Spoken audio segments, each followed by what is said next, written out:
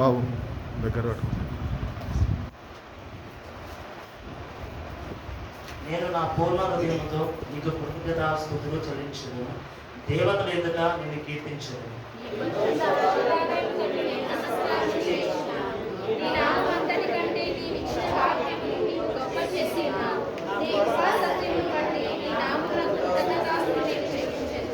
నేను మొదలుపెట్టిన దినమున నీవు నాకు ఉత్తరం ఇచ్చిదివి.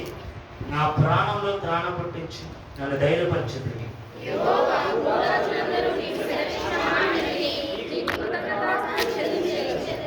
యెహోవా మహాప్రభావం గలవాడని వారు యెహోవా మార్గములను గురించి గానము చేసేది.